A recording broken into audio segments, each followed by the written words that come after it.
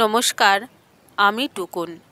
গল্প পাঠের আসরে আজকে অমর কথাশিল্পী শরৎচন্দ্র চট্টোপাধ্যায়ের অভাগীর স্বর্গ। শুরু হচ্ছে ছোট গল্প পাঠ অভাগীর স্বর্গ, রচনা শরৎচন্দ্র চট্টোপাধ্যায়। ঠাকুরদাস মুখুজ্জের বর্ষীয়সী স্ত্রী 7 দিনের জ্বরে মারা গেলেন। বৃদ্ধ মুখোপাধ্যায় মহাশয় ধানের কারবারে অতিশয় সঙ্গতিপন্ন। তাঁর 4 ছেলে 3 মেয়ে। ছেলে মেয়েদের ছেলেপুলে হইয়াছে। জামাইরা, প্রতিবেশীর দল, চাকর বাকর, সে যেন একটা উৎসব বাঁধিয়া গেল। সমস্ত গ্রামের লোক ধুমধামের শবযাত্রা ভিড় করিয়া দেখিতে আসিল। মেয়েরা কাঁদিতে কাঁদিতে মায়ের 2 পায়ে গাঢ় করিয়া আলতা এবং মাথায় ঘন করিয়া সিন্দুর লেপিয়া দিল।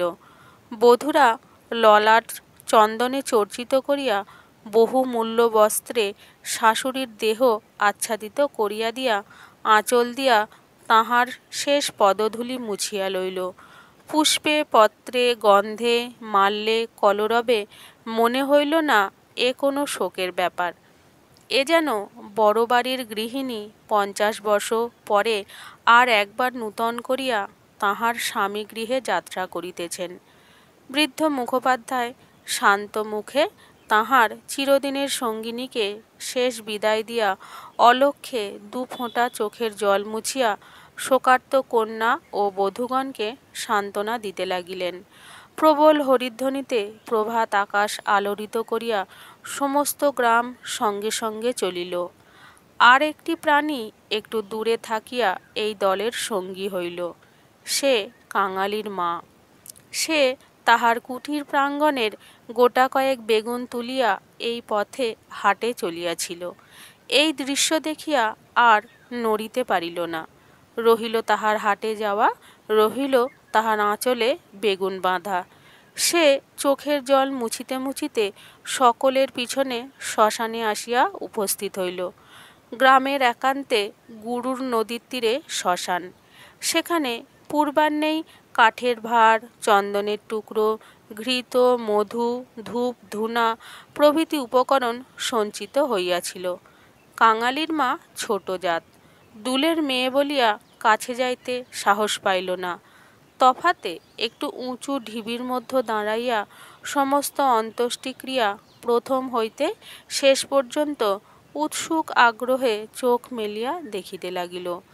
প্রশস্ত ও পর্যাপ্ত চিতার পরে যখন সব স্থাপিত করা হইল, তখন তাহার রাঙা পা দুখানি দেখিয়া তাহার 2 চক্ষু জুড়াইয়া গেল।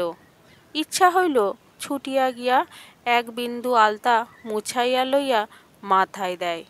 বহু কণ্ঠের হরিধ্বনির সহিত পুত্রহস্তের মন্ত্রপুত অগ্নি যখন সংযোজিত হইল, তখন তাহার চোখ দিয়া ঝরঝর করিয়া জল পড়িতে লাগিল। মনে মনে বারবার বলিতে লাগিল, ভাগ্যমানী মা, তুমি স্বর্গে যাচ্ছ, আমাকেও আশীর্বাদ করে যাও, আমিও যেন এমনি কাঙালির হাতের আগুনটুকু পাই। ছেলের হাতের আগুন, সে তো সোজা কথা নয়। স্বামী, পুত্র, কন্যা, নাতি নাতিনী, দাস দাসী, পরিজন, সমস্ত সংসার উজ্জ্বল রাখিয়া এই যে স্বর্গারোহণ, দেখিয়া তাহার বুক ফুলিয়া উঠিতে লাগিল। এ সৌভাগ্যের সে যেন আর ইয়ত্তা করিতে পারিল না। সদ্য প্রজ্বলিত চিতার অজস্র ধোঁয়া নীল রঙের ছায়া ফেলিয়া ঘুরিয়া ঘুরিয়া আকাশে উঠিতেছিল। কাঙালির মা ইহারই মধ্যে ছোট একখানি রথের চেহারা যেন স্পষ্ট দেখিতে পাইল। গায়ে তাহার কত না ছবি আঁকা, চূড়ায় তাহার কত না লতাপাতা জড়ানো। ভিতরে কে যেন বসিয়া আছে। মুখ তাহার চেনা যায় না, কিন্তু সিঁথায় তাহার সিন্দুরের রেখা, পদতল দুটি আলতায় রাঙানো। ঊর্ধ্বদৃষ্টে চাহিয়া কাঙালির মায়ের 2 চোখে অশ্রুর ধারা বহিতেছিল। এমন সময়ে একটি বছর 14-15 ছেলে তাহার আঁচলে টান দিয়া কহিল, হেথায় তুই দাঁড়িয়ে আছিস মা, ভাত রাঁধবি নে? মা চমকিয়া ফিরিয়া চাহিয়া কহিল, রাঁধবক্ষণ রে। হঠাৎ উপরে অঙ্গুলি নির্দেশ করিয়া ব্যগ্র স্বরে কহিল, দেখ দেখ বাবা, বামুন মা ওই রথে চড়ে স্বর্গে যাচ্ছে। ছেলে বিস্ময়ে মুখ তুলিয়া কহিল, কই? ক্ষণকাল নিরীক্ষণ করিয়া শেষে বলিল, তুই খেপেছিস, ও তো ধোঁয়া। রাগ করিয়া কহিল, বেলা দুপুর বাজে, আমার খিদে পায় না বুঝি? এবং সঙ্গে সঙ্গে মায়ের চোখে জল লক্ষ্য করিয়া বলিল, বামুনদের গিন্নি মরেছে, তুই কেন কেঁদে মরিস মা? কাঙালির মার এতক্ষণে হুঁশ হইল। পরের জন্য শ্মশানে দাঁড়াইয়া এইভাবে অশ্রুপাত করায় সে মনে মনে লজ্জা পাইল। এমনকি ছেলের অকল্যাণের আশঙ্কায় মুহূর্তে চোখ মুছিয়া ফেলিয়া একটুখানি চেষ্টা করিয়া বলিল, কাঁদব কিসের জন্যে রে? চোখে ধোঁয়া লেগেছে বই তো নয়? হাঁ, ধো লেগেছে বই তো না? তুই কাঁদতেছিলি? মা আর প্রতিবাদ করিল না। ছেলের হাত ধরিয়া ঘাটে নামিয়া নিজেও স্নান করিল, কাঙালিকেও স্নান করাইয়া ঘরে ফিরিল। শ্মশান সৎকারের শেষটুকু দেখা আর তার ভাগ্যে ঘটিল না।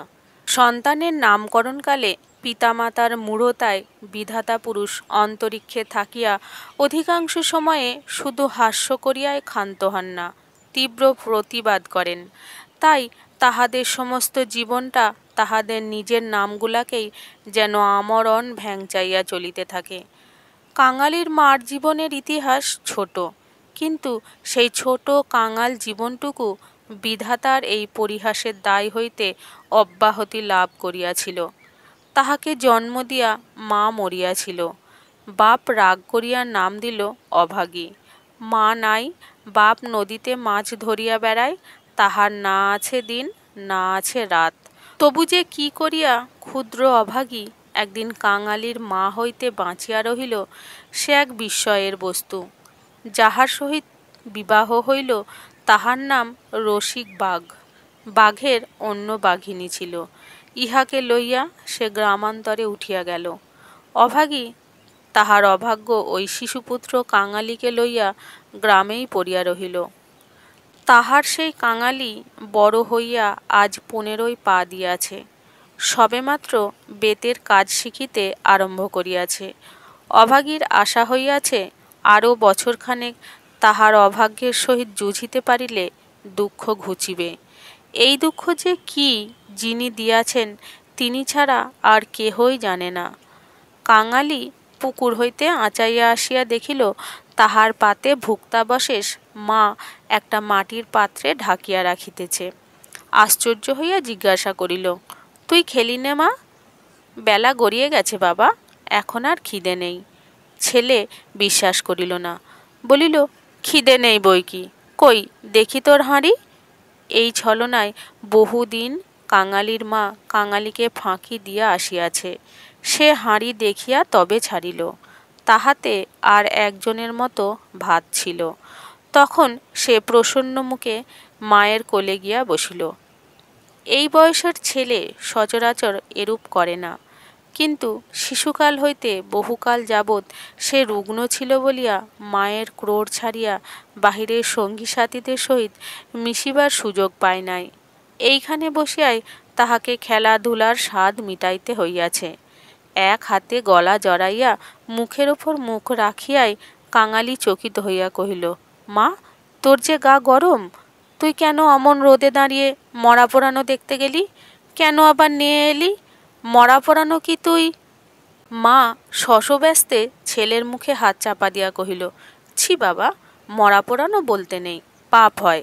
সতীলক্ষ্মী মা ঠাকুরন রথে করে স্বর্গে গেলেন। ছেলে সন্দেহ করিয়া কহিল, তোর এক কথা মা, রথে চড়ে কেউ নাকি আবার স্বর্গে যায়?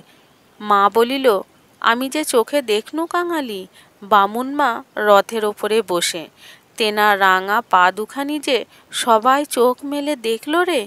সবাই দেখলে? সবাই দেখলে। কাঙালি মায়ের বুকে ঠেস দিয়া ভাবিতে বসিল। মাকে বিশ্বাস করাই তাহার অভ্যাস। বিশ্বাস করিতেই সে শিশুকাল হইতে শিক্ষা করিয়াছে। সেই মা যখন বলিতেছে সবাই চোখ মেলিয়া এত বড় ব্যাপার দেখিয়াছে, তখন অবিশ্বাস করিবার আর কিছু নাই।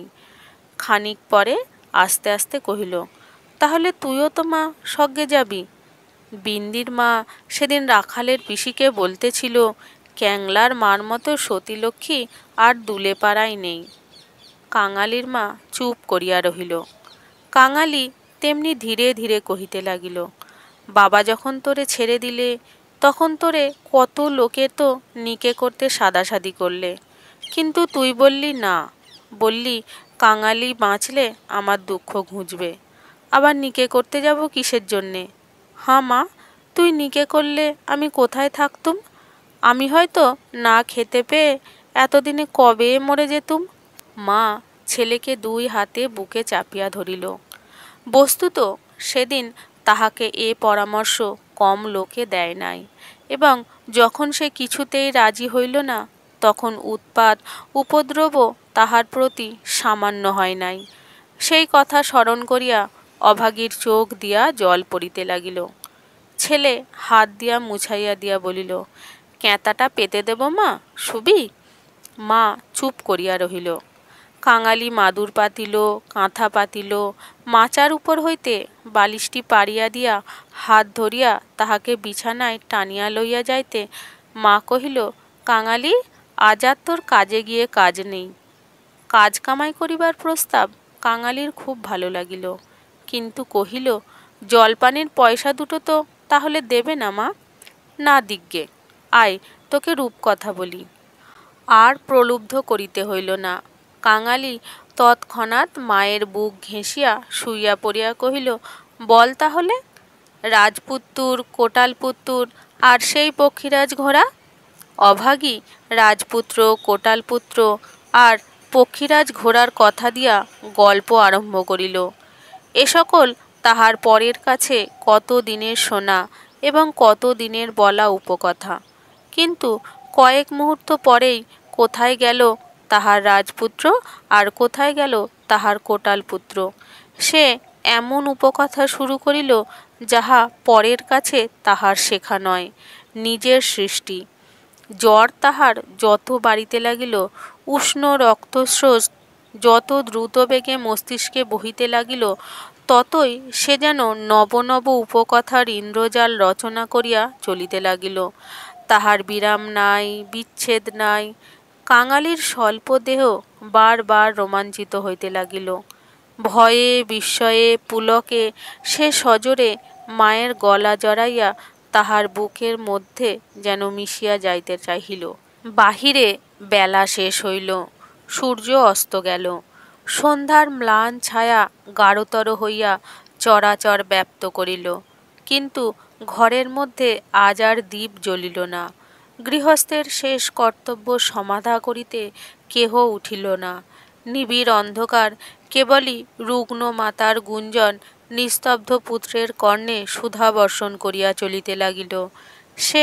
সেই শ্মশান ও শ্মশান যাত্রার কাহিনী, সেই রথ, সেই রাঙা পা দুটি, সেই তাঁর স্বর্গে যাওয়া। কেমন করিয়া শোকার্ত স্বামী শেষ পদধূলি দিয়া কাঁদিয়া বিদায় দিলেন, কি করিয়া হরিধ্বনি দিয়া ছেলেরা মাতাকে বহন করিয়া লইয়া গেল। তারপরে সন্তানের হাতের আগুন। সে আগুন তো আগুন নয় কাঙালি, সেই তো হরি।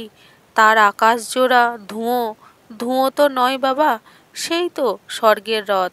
কাঙালি চরণ, বাবা আমার। কেন মা, তোর হাতের আগুন যদি পাই বাবা, বামুনমার মতো আমিও স্বর্গে যেতে পাবো। কাঙালি অস্ফুটে কহিল, যা, বলতে নেই। মা সে কথা বোধ করি শুনিতেও পাইল না। তপ্ত নিঃশ্বাস ফেলিয়া বলিতে লাগিল, ছোট জাত বলে তখন কিন্তু কেউ ঘেন্না করতে পারবে না, দুঃখী বলে কেউ ঠেকিয়ে রাখতে পারবে না। ইস, ছেলের হাতের আগুন, রথকে যে আসতেই হবে। ছেলে মুখের উপর মুখ রাখিয়া ভগ্ন কণ্ঠে কহিল, বলিস নে মা, বলিস নে, আমার বড্ড ভয় করে। মা কহিল, আর দেখ কাঙালি, তোর বাবাকে একবার ধরে আনবি, অমনি যেন পায়ের ধুলো মাথায় দিয়ে আমাকে বিদায় দেয়, অমনি পায়ে আলতা, মাথায় সিঁদুর দিয়ে। কিন্তু কে বা দেবে? তুই দিবি, দিবি না রে কাঙালি? তুই আমার ছেলে, তুই আমার মেয়ে, তুই আমার সব। বলিতে বলিতে সে ছেলেকে একেবারে বুকে চাপিয়া ধরিল। অভাগীর জীবননাট্যের শেষ অঙ্ক পরিসমাপ্ত হইতে চলিল। বিস্তৃতি বেশি নয়, সামান্যই, বোধ করি ৩০টা বৎসর আজও পার হইয়াছে কি হয় নাই। শেষও হইল তেমনি সামান্যভাবে। গ্রামে কবিরাজ ছিল না, ভিন্ন গ্রামে তাহার বাস। কাঙালি গিয়া কাঁদাকাটি করিল, হাতে পায়ে পড়িল, শেষে ঘটি বাঁধা দিয়া তাহাকে ১ টাকা প্রণামী দিল। তিনি আসিলেন না, গোটা চারেক বড়ি দিলেন। তাহার কত কি আয়োজন, খল, মধু, আদার সত্ত্ব, তুলসী পাতার রস। কাঙালির মা ছেলের প্রতি রাগ করিয়া বলিল, কেন তুই আমাকে না বলে ঘটি বাঁধা দিতে গেলি বাবা? হাত পাতিয়া বড়ি কয়টি গ্রহণ করিয়া মাথায় ঠেকাইয়া উনানে ফেলিয়া দিয়া কহিল, ভালো হইতো এতেই হব। বাগদিদুলের ঘরে কেউ কখনো ওষুধ খেয়ে বাঁচে না। দিন ২-৩ এমনি গেল। প্রতিবেশীরা খবর পাইয়া দেখিতে আসিল। যে যাহা মুষ্টিযোগ জানিত, হরিণের শিং ঘষা জল, গেঁটে করি পুড়াইয়া মধুতে মারিয়া চাটাইয়া দেওয়া ইত্যাদি অব্যর্থ ঔষধের সন্ধান দিয়া যে যাহার কাজে গেল। ছেলে মানুষ কাঙালি ব্যতিব্যস্ত হইয়া উঠিতে মা তাহাকে কাছে টানিয়া লইয়া কহিল, কোবরেজের বড়িতে কিছু হয় না বাবা, আর ওদের ওষুধে কাজ হবে? আমি এমনিই ভালো হব। কাঙালি কাঁদিয়া কহিল, তুই বড়ি তো খেলি নে মা, উনুনে ফেলে দিলি, এমনি কি কেউ সারে? আমি এমনি সেরে যাব। তার চেয়ে তুই দুটো ভাতে ভাত ফুটিয়ে নিয়ে খা দেখি, আমি চেয়ে দেখি। কাঙালি এই প্রথম অপটু হস্তে ভাত রাঁধিতে প্রবৃত্ত হইল। না পারিল ফ্যান ঝাড়িতে, না পারিল ভালো করিয়া ভাত বাড়িতে। উনান তাহার জ্বলে না, ভিতরে জল পড়িয়া ধোঁয়া হয়। ভাত ঢালিতে চারিদিকে ছড়াইয়া পড়ে। মায়ের চোখ ছলছল করিয়া আসিল। নিজে একবার উঠিবার চেষ্টা করিল, কিন্তু মাথা সোজা করিতে পারিল না, শয্যায় লুটাইয়া পড়িল। খাওয়া শেষ হইয়া গেলে ছেলেকে কাছে লইয়া কি করিয়া কি করিতে হয় বিধিমতো উপদেশ দিতে গিয়া তাহার ক্ষীণ কণ্ঠ থামিয়া গেল। চোখ দিয়া কেবল অবিরল ধারে জল পড়িতে লাগিল। গ্রামের ঈশ্বরনাপিত নারী দেখিতে জানিত। পরদিন সকালে সে হাত দেখিয়া তাহারই সম্মুখে মুখ গম্ভীর করিল, দীর্ঘ নিঃশ্বাস ফেলিল এবং শেষে মাথা নাড়িয়া উঠিয়া গেল। কাঙালির মা ইহার অর্থ বুঝিল, কিন্তু তাহার ভয় হইল না। সকলে চলিয়া গেলে সে ছেলেকে কহিল, এইবার একবার তাকে ডেকে আনতে পারিস বাবা? কাকে মা? ওই যে রে, ওই গায়ে যে উঠে গেছে। কাঙালি বুঝিয়া কহিল, বাবাকে? অভাগী চুপ করিয়া রহিল। কাঙালি বলিল, সে আসবে কেন মা? অভাগীর নিজেরই যথেষ্ট সন্দেহ ছিল, তথাপি আস্তে আস্তে কহিল, গিয়ে বলবি মা শুধু একটু তোমার পায়ের ধুলো চায়। সে তখনই যাইতে উদ্যত হইলে সে তাহার হাতটা ধরিয়া ফেলিয়া বলিল, একটু কাঁদা কাটা করিস বাবা, বলিস মা যাচ্ছে। একটু থামিয়া কহিল, ফেরবার পথে অমনি নাপতে বৌদের কাছ থেকে একটু আলতা চেয়ে আনিস কাঙালি, আমার নাম করলেই সে দেবে, আমাকে বড় ভালোবাসে। ভালো তাহাকে অনেকেই বাসিত। জ্বর হওয়া অবধি মায়ের মুখে এই কয়টা জিনিসের কথা এতবার এত রকম করিয়া শুনিয়াছে যে সে সেইখান হইতেই কাঁদিতে কাঁদিতে যাত্রা করিল। পরদিন রসিকদুলে সময় মতো যখন আসিয়া উপস্থিত হইল, তখন অভাগীর আর বড় জ্ঞান নাই। মুখের পরে মরণের ছায়া পড়িয়াছে। চোখের দৃষ্টি এ সংসারের কাজ সারিয়া কোথায় কোন অজানা দেশে চলিয়া গিয়াছে। কাঙালি কাঁদিয়া কহিল, মাগো, বাবা এসে পায়ের ধুলো নেবে যে। মা হয়তো বুঝিল, হয়তো বুঝিল না, হয়তোবা তাহার গভীর শঙ্কিত বাসনা সংস্কারের মতো তাহার আচ্ছন্ন চেতনায় ঘা দিল। এই মৃত্যু পথযাত্রী অবশ বাহুখানি শয্যার বাহিরে বাড়াইয়া হাত পাতিল। রসিক হতবুদ্ধির মতো দাঁড়াইয়া রহিল। পৃথিবীতে তাহারও পায়ের ধুলার প্রয়োজন আছে, ইহাও কেহ নাকি চাহিতে পারে, তাহা তাহার কল্পনার অতীত। বিন্দির পিসি দাঁড়াইয়াছিল। সে কহিল, দাও বাবা, দাও পায়ের ধুলো। রসিক অগ্রসর হইয়া আসিল। জীবনে যে স্ত্রীকে সে ভালোবাসা দেয় নাই, অসন বসন দেয় নাই, কোনো খোঁজ খবর করে নাই, মরণকালে তাহাকে একটু পায়ের ধুলো দিতে গিয়া কাঁদিয়া ফেলিল। রাখালের মা বলিল, এমনি সতীলক্ষ্মী বামুন কায়েতের ঘরে না জন্মে আমাদের দুলের ঘরে জন্মালো কেন? এইবার ওর একটু গতি করে দাও বাবা। ক্যাংলার হাতে আগুনের লোভে ও যেন প্রাণটা দিলে। অভাগীর অভাগ্যের দেবতা অগোচরে বসিয়া কি ভাবিলেন জানি না। ছেলে মানুষ কাঙালির বুকে গিয়া এ কথা যেন তীরের মতো বিঁধিল। ওই দিনের বেলাটা কাটিল, প্রথম রাত্রিটাও কাটিল, কিন্তু প্রভাতে কাঙালির মা আর অপেক্ষা করিতে পারিল না। কি জানি এত ছোট জাতের জন্যেও স্বর্গে রথের ব্যবস্থা আছে কি না, কিংবা অন্ধকার পায়ে হাঁটিয়ায় তাহাদের রওনা হইতে হয়। কিন্তু এটা বুঝা গেল, রাত্রি শেষ না হতে এ দুনিয়া সে ত্যাগ করিয়া গিয়াছে। কুটির প্রাঙ্গণে একটা বেলগাছ। একটা কুড়ুল চাহিয়া আনিয়া রসিক ঘা দিয়াছে কি দেয় নাই। জমিদারের দরোয়ান কোথা হইতে ছুটিয়া তাহার গালে সশব্দে একটা চর কষাইয়া দিল। কুড়ুল কাড়িয়া কহিল, শালা, এ কি তোর বাপের গাছ আছে যে কাটতে লেগেছিস? রসিক গালে হাত বুলাইতে লাগিল। কাঙালি কাঁদো কাঁদো হইয়া বলিল, এ যে আমার মায়ের হাতে পোঁতা গাছ দরোয়ানজি, বাবাকে খামোকা বকলে কেন? হিন্দুস্থানি দরোয়ান তাহাকেও একটা অশ্রাব্য গালি দিয়া মারিতে গেল, কিন্তু সে নাকি তাহার জননীর মৃতদেহ স্পর্শ করিয়া বসিয়াছিল, তাই অশৌচের ভয়ে তাহার গায়ে হাত দিল না। হাঁকাহাঁকিতে একটা ভিড় উঠিল। কেহই অস্বীকার করিল না যে বিনা অনুমতিতে রসিকের গাছ কাটিতে যাওয়াটা ভালো হয় নাই। তাহারাই আবার দরোয়ানজির হাতে পায়ে পড়িতে লাগিল।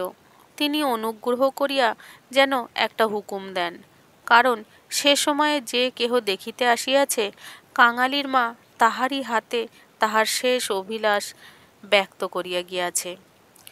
দরোয়ান ভুলিবার পাত্র নহে। সে হাত মুখ নাড়িয়া জানাইল এ সকল তাহার কাছে খাটিবে না। জমিদার স্থানীয় লোক নহেন। গ্রামে তাহার একটা কাছারি আছে। গোমস্তা অধর রায় তাহার কর্তা। লোকগুলা যখন হিন্দুস্থানিটার কাছে ব্যর্থ অনুনয় বিনয় করিতে লাগিল, কাঙালি ঊর্ধ্বশ্বাসে দৌড়িয়া একেবারে কাছারি বাড়িতে আসিয়া উপস্থিত হইল। সে লোকের মুখে শুনিয়াছিল পিয়াদারা ঘুষ লয়।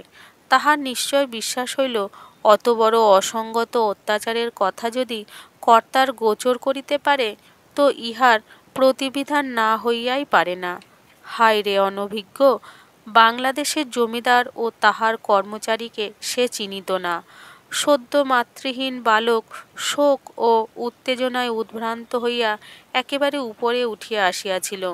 অধর রায় সেই সময় সন্ধ্যাহ্নিক ও যৎসামান্য জলযোগান্তে বাহিরে আসিয়াছিলেন। বিস্মিত ক্রুদ্ধ হইয়া কহিলেন, কে রে? আমি কাঙালি। দরোয়ানজি আমার বাবাকে মেরেছে। বেশ করেছে। হারামজাদা খাজনা দেয়নি বুঝি?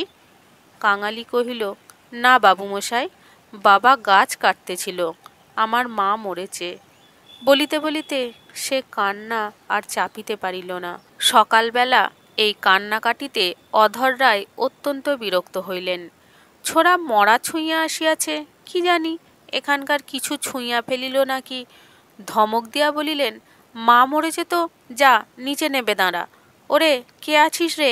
এখানে একটু গোবর জল ছড়িয়ে দে। কি জাতের ছেলে তুই?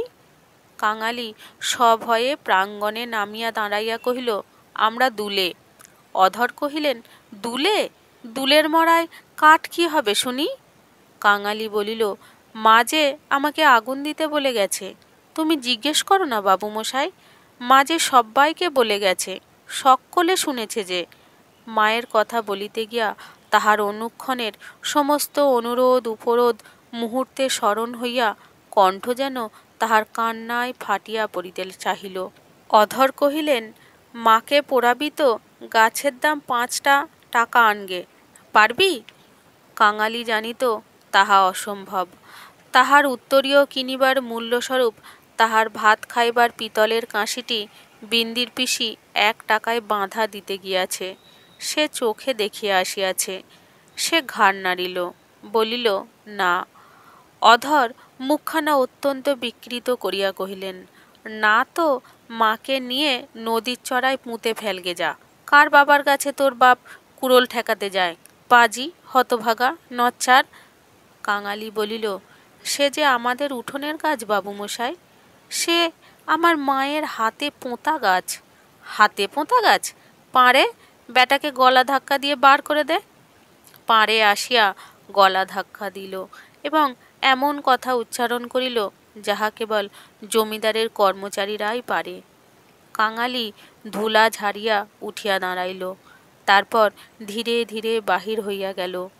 কেন যে সে মার খাইল, কি তাহার অপরাধ, ছেলেটা ভাবিয়াই পাইল না। গোমস্তার নির্বিকার চিত্তে দাগ পর্যন্ত পড়িল না। পড়িলে এ চাকুরি তাহার জুটিত না। কহিলেন, পরেশ, দেখ তো হে, এ বেটার খাজনা বাকি পড়েছে কিনা।